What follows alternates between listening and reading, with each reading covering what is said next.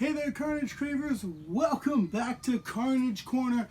I am Ken Carnage, and today, we're going to talk about WWE Super Showdown. Alrighty, so I'm going to start this off by saying I've not really been a fan of any of the shows they did in Saudi Arabia. I'm not for any, social reason, just I didn't really enjoy any of the shows. I didn't necessarily think it was a great idea for them to go there in the first place. I was concerned about the safety of their employees, many of whom are, let's say there's many multicultural. We have Christians and Jews in the WWE. We have, people of all races in the WWE. Obviously, there are women in the WWE, and it's just not necessary. Saudi Arabia is not necessarily the most friendly place to some of those classes of people. So I was somewhat concerned. But, this is, the third show they've done, and nobody's been stoned yet, except for maybe Matt Riddle, but he wasn't allowed to go.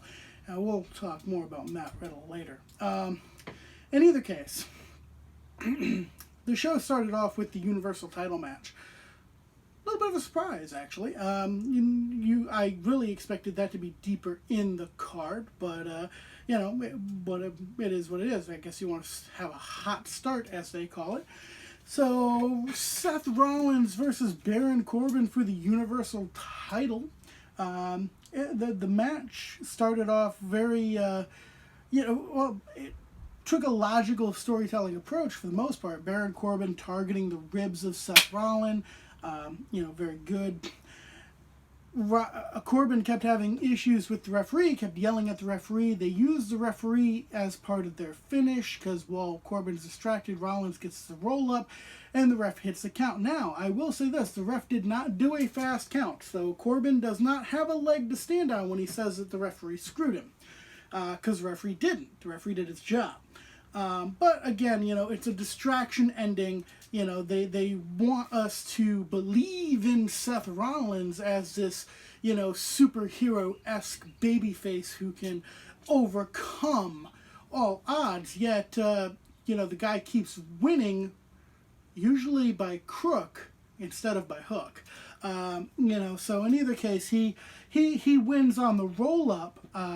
Corbin, of course, is irritated and hits Rollins with the end of days after the match is over, laying Rollins out. And cue Brock Lesnar's music. Now, of course, we all saw that on Monday, Brock Lesnar had said that he would cash in on Friday in Saudi Arabia. So here comes Brock to cash in. And in the span of, 10 minutes, we have two distractions to help Seth Rollins. Like, this guy can't take care of himself, apparently. He has to rely on distractions from other people. Apparently, Paul Heyman, who was so nervous about being in a country where people literally want to cut people like his head off, he was so worried about that he tripped over the middle rope and dropped the briefcase, which distracted Brock Lesnar long enough for Seth Rollins, the good guy, mind you, to hit the low blow. I seem to remember a day when being the babyface meant that you did things the honorable way. Those days are no longer here, apparently. Seth Rollins, a lot of the people who we're supposed to cheer for today, they take shortcuts, they cheat, they do things that are underhanded. They behave more like heels, which is it's kind of disappointing. But maybe it speaks to the way that most of society is today, which is actually rather sad. That being said, low blow from Rollins. Then Rollins picks up a steel chair and proceeds to wear Lesnar out with it. And there was no cash in, and Brock left still as Mr. Money in the Bank, and Seth left still as the Universal Champion. So The match was okay. The match between Corbin and Seth, it was an okay match. I actually rather enjoyed it. But it had a bullshit finish, man. You had 2 distractions in the course of 10 minutes. Like, what is this crap? Like, move on. The Intercontinental Championship match between Andrade Cien Almas and Finn Balor. I'm going to take a moment now. Now, everybody knows Almas is not somebody I particularly like, but apparently news hit the internet either last night or this morning, I'm not sure which, that he actually just lost his mother. So, condolences to Andrade, character aside, that's something that's always going to suck. So, condolences to him for that. Almas and Finn Balor had a match for the Intercontinental Championship. Balor came out as the Demon, which is, I'm going to take a step back here now. It was apparently reported that Aleister Black was not allowed to go to Saudi Arabia because his tattoos were, some of his tattoos were controversial. Yet nobody had a problem with Finn Balor cosplaying as a spawn from the depths of hell. Yeah. Anyways, the crowd was dead as fuck. Pardon my French. It was just dead, like, no real cheers, no real boos. They didn't even do that chanting thing. Like, they just were dead. They did not care. And I kind of understand why. This match had lots of athletics in it. These are 2 extremely athletic guys who can do some amazing work in the ring and normally have great matches with other people. But they don't seem to have any chemistry with each other. As I said, lots of athletics, but no real chemistry. And without the chemistry, all you're really doing is flip-flopping and flying, and it doesn't mean anything. So that's no good. Balor did win the match. The match was meh. It was a meh match. It was it wasn't good. It wasn't bad. It was meh. We then went on to Roman Reigns versus Shane McMahon. So, McIntyre comes out right after Shane. He's obviously going to be in Shane McMahon's corner. And they go on with the match. And this match was a little more evenly contested than I was expecting. I was really expecting Roman to dominate the match. I'm guessing that Roman maybe didn't spend as much time under Vince's desk this week, and that's maybe why he got maybe a little bit of the shorter end of the stick here, because they really had Shane holding his own. That being said, it was clear that Roman had a power advantage, but they really were playing up Shane's striking. Now, I've heard people say in the past that Shane's punches look like crap. They don't look like crap. They actually look real. Shane's technical striking actually looks real. It's very clear to me that Shane has done a lot of training and that in an actual fight, Shane would do just fine. Like his body blows, his precision striking, it all looks really good from a technical fighting standpoint. What it comes down to is how does the opponent sell it? Roman sells it like shit, therefore it looks like shit. But on Shane's part of that equation, it looked really good. Roman did begin to make his comeback, and it looked like he was going to win. He was going off the ropes. He was going to go for the spear, and in comes McIntyre to hit the Claymore, and Shane wins the match. It's a really good ending for a heel, especially. Like, this is an interesting... Like, something like this is perfect for Shane McMahon to win because Shane is the heel. He's our bad guy. We're not supposed to want him to win, right? I mean, I still wanted him to win because I can't stand Roman, but it's neither here nor there. He's still the bad guy. I can recognize that. I know he's being underhanded, okay? The match was good. It had a good finish. It had a classic heel finish. Loved it. Fantastic. You have your heater come in, knock the guy out, and you get your pin, and you keep your heat. So, that being said, from there we actually went to an interview with Kofi Kingston. Kofi was introduced, and when he comes in, Xavier's with him. I got a kick out of this. Xavier insisting that he exists. He kept going, excuse me, I exist, excuse me. Which I kind of like, and I'm gonna fantasy book here for a second. I would like it if they did more of that, with Xavier insisting that he exists and feeling like he's being overlooked, because what it could lead us to is it could lead us to an Xavier heel turn and him actually feuding with Kofi. I would rather see Big E in that spot, I'm not going to lie, but I feel like it's laying the seeds possibly for this, the rest of the New Day being overlooked thing. Not necessarily by Kofi, but by everybody else. So, that being said, Kofi gave an interview, and Xavier talked as well, and they talked about, Kofi being, the WWE champion, and how he's an inspirational champion, and how he went to his home country of Ghana. I almost said Guyana. That's in South America. Ghana's in Africa. Getting my geography fucked up here. No, he went back to Ghana, to his home country, and that's all well and good. That's all fun. But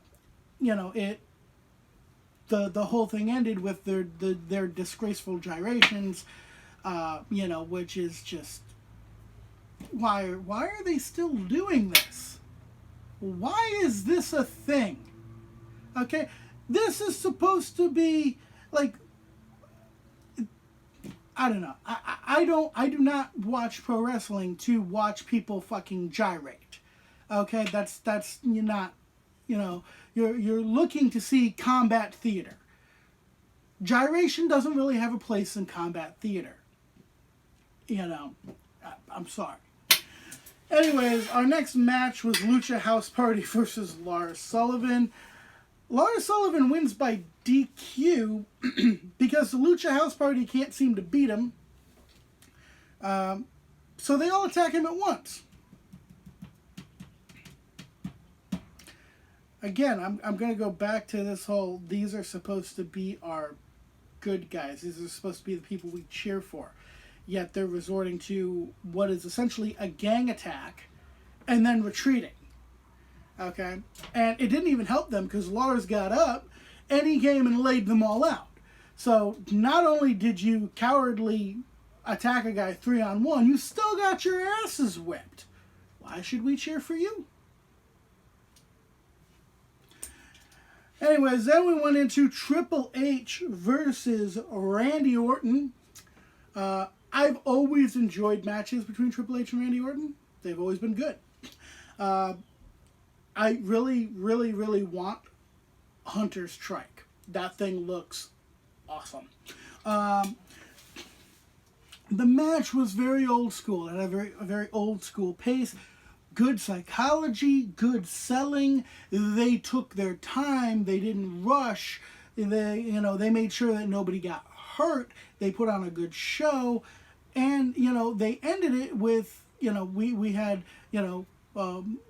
just old school surprises, Oh, Triple H kicked out of the RKO. Randy Orton kicked out of the pedigree. Orton's going to go for the punt. Is he going to go for the punt? It looked like he was going to go for the punt. And then Orton, and then at the end of it all, RKO out of nowhere, Orton wins. Good match. It was a good match. It was a good finish. I enjoyed it. Then they went ahead and showed us all the 24/7 title shenanigans that happened on the plane. I'm not hating on it. It's entertaining. It allows them to do some funny stuff. It's never. I don't know. It just it's. You're taking away the hardcore aspect of the hardcore title, and that's essentially what you've got with the 24/7 belt. So, and then when they were going to talk more about that, Corbin came in and interrupted, saying he got screwed, this, that, and the third.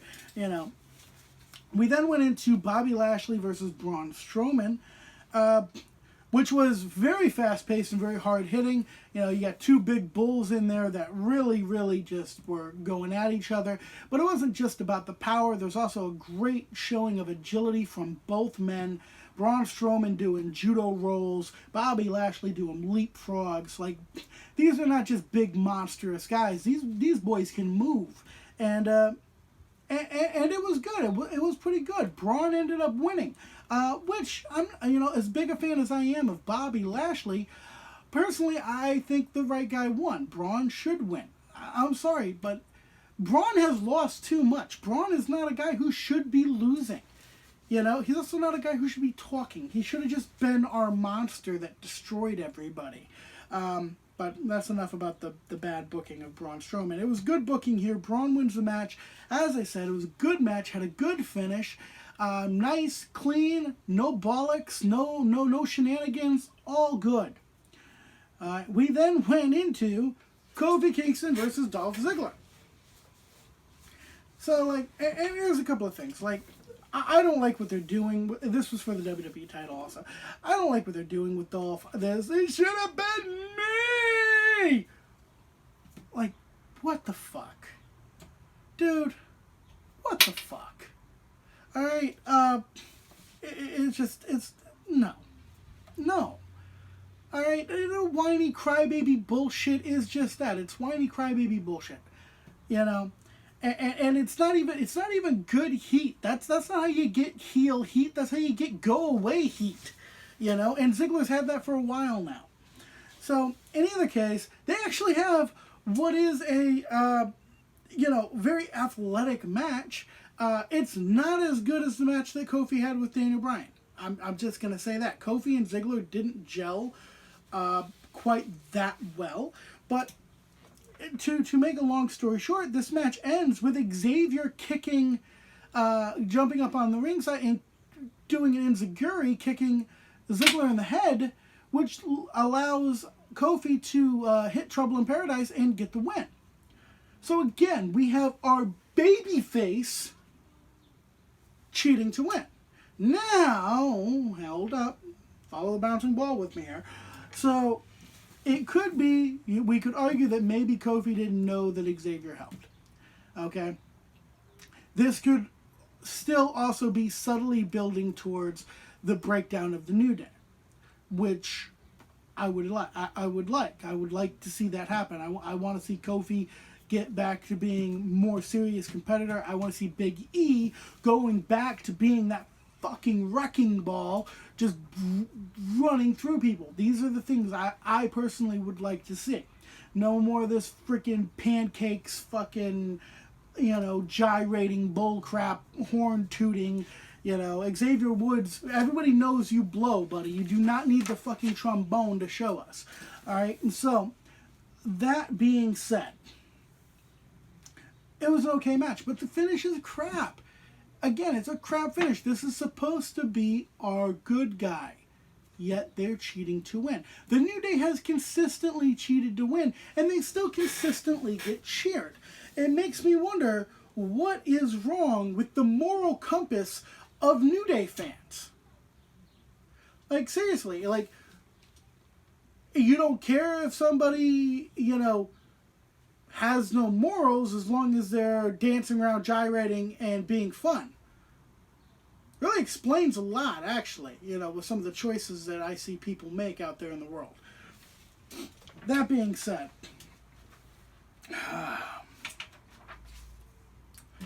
after the match, Dolph Ziggler had an interview. Dolph Ziggler wants a steel cage match so that Xavier cannot interfere. I agree with Dolph. Yeah, he should get a match where Kofi can't interfere, where Xavier can't interfere. Kofi should have to face him one-on-one with no help. Again, all I can say is I hope that what this leads to is Kofi actually getting upset with Xavier for interfering in the match. That's what I hope we see. That's where I hope we go. I don't know if we will. We're going to have to wait and see. Okay, after that we had the 50-man Battle Royal, the biggest Battle Royal in WWE history. And the winner is Mansoor. Who, you say? Yeah, that's what I said too. Mansoor. Yeah, you remember back at the Greatest Royal Rumble, they like had 3 local guys in the ring, and like one of them was going to get a WWE developmental contract. Well, this was the guy who got it. So it's his hometown. And the only reason he won this thing was because they were in Saudi Arabia. This whole Battle Royal was a fucking joke. Like, seriously. I mean, you had Samoa Joe. You had freaking, Mustafa Ali has done more than this fucking jamoke. Even he would have been a better choice. I mean, if you had to pick somebody, if you had to pick an Arab to win it, he would have been a better choice. But you had Samoa Joe, freaking Titus O'Neil, who did not slide under the ring this time. Good for him. Okay, but you had all these other freaking people, freaking Viking Raiders. You have to forgive me. They keep changing their name. Okay, AOP. All these people, all these other people. Freaking Buddy Murphy, who's been on a freaking tear. You picked Mansoor. Seriously? Seriously. This is the most horrendous thing you've done since make Jinder Mahal WWE champion just as you were launching the WWE network in India. Yeah. Alright. Then they interview this guy. They interview Mansoor. And he talks about his dreams coming true, and he's worked so hard and this and that. I had to catch my eyeballs because they were rolling out of my head. I was rolling my eyes so goddamn much. Okay, so first off, it doesn't matter how hard you worked or didn't work, son. You were picked to win this event as soon as they frickin' picked you for the developmental contract. You could have not lifted a goddamn finger for over a fucking year. You still would have won this thing. Because of who? Because of your ethnicity and where you're from. This essentially was you being told, oh, you're different. Here you go. Here's a win. It's bullshit. Okay. Speaking of bullshit. All right. So, the main event of the night was a match I wanted to see. Goldberg versus Undertaker. Or as I jokingly called it, Santa's Slay 2. Santa versus Krampus. Which in hindsight is probably a joke in poor taste. Okay, so. Oh, the match started good. It started good. A couple of spears, some hard-hitting action. And then Bill went for a spear in the corner. Taker moved. And it was very clear immediately that Goldberg actually smacked his head. He smacked his head on the turnbuckle, actually cut himself. But, and he was kind of wobbly after that. Like, he clearly had concussed himself. And he thought he could keep going.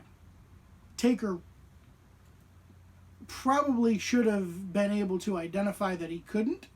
But neither here nor there, they did continue. Then, to make matters worse, Taker tried to kill him. Okay? And if you don't believe me, look at this!